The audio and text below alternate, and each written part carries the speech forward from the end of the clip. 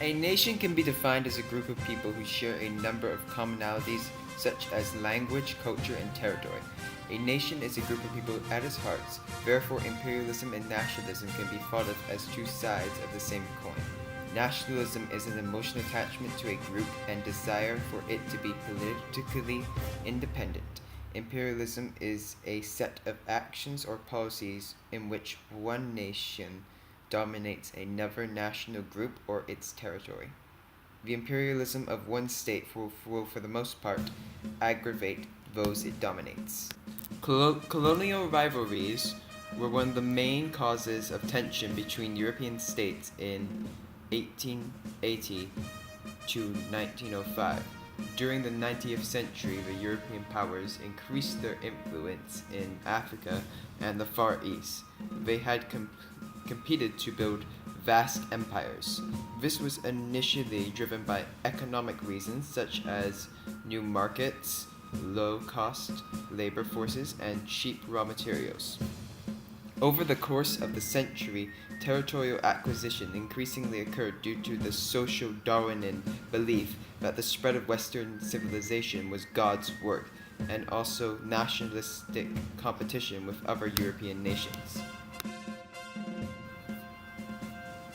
Imperial tensions between European powers became dangerously high during the second half of the 19th century. This is largely due to what is now known as the Scramble for Africa. European exploration and exploitation of Africa have been mostly limited to the coastal areas until 1850.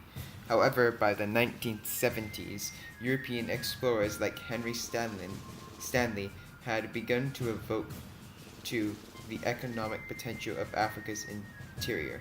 This led to a race between European states to claim their own African colonies. The potential of this race to start conflict between powers should have been obvious. It was obvious to Bismarck, a conservative Prussian who dominated German and European affairs from the 1860s until 1890. Despite his contempt towards overseas colonies, he still held a conference at Berlin in 1885 to hammer the rules for claiming and exploiting Africa in the hopes of avoiding disagreement over ownership. He had no interest in Germany acquiring colonies of her own, and he didn't want disputes in Africa to endanger his Germany by dragging her into a European war. Despite and partially due to Bismarck's efforts, the European powers came extremely close to war over questions relating to Africa after Bismarck's retirement in 1890. Part of this problem was due to Bismarck's desire for Germany to stay out of the colonization game.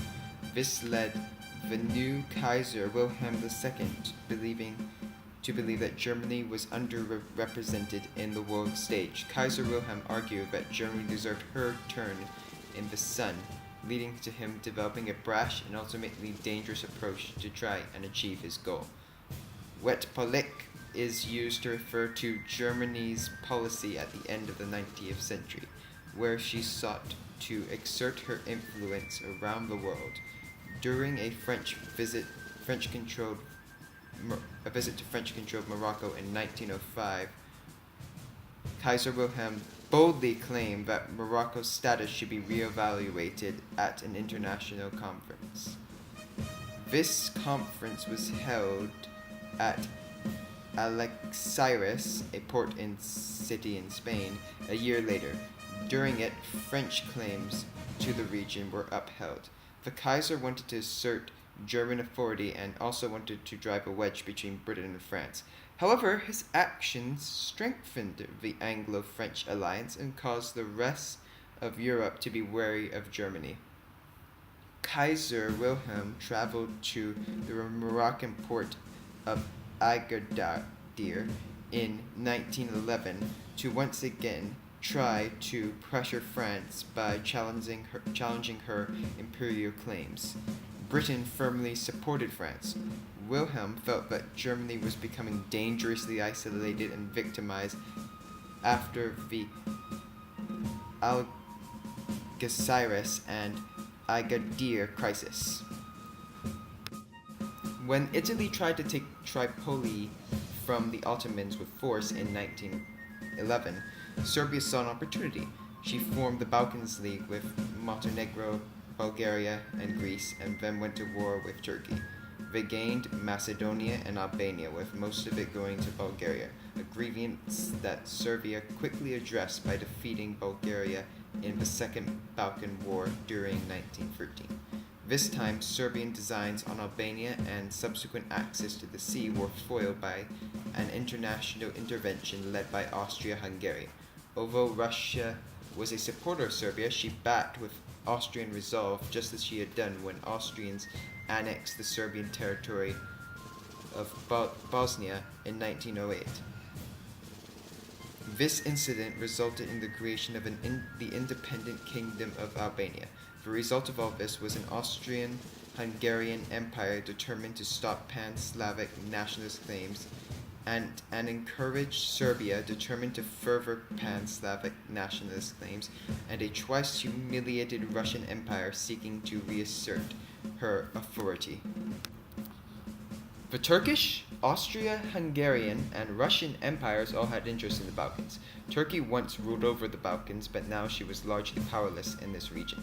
The Serbs, Greeks, and Bulgars had revolted and set up their own independent states. Turkey now struggled to maintain what territory she had left in the Balkans. Austria-Hungary were losing their grip on the multi-ethnic empire by 1900. Of all the groups in this empire, the southern Slavs, Croats, and Slovenes were the most forceful in their demands for independence.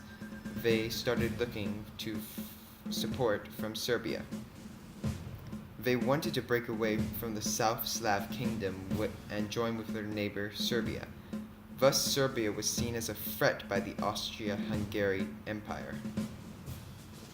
Russia sympathized with their fellow Slavs and saw herself as the champion of the Slav people. The Balkans was also strategically important to Russia, as the Straits of Constantinople had to be kept open to Russian ships en route from the Mediterranean to the Black Sea. With northern ports in Russia iced for 6 months, access to the warm water ports was vital. Russia also wanted to benefit from the declining Turkish Empire.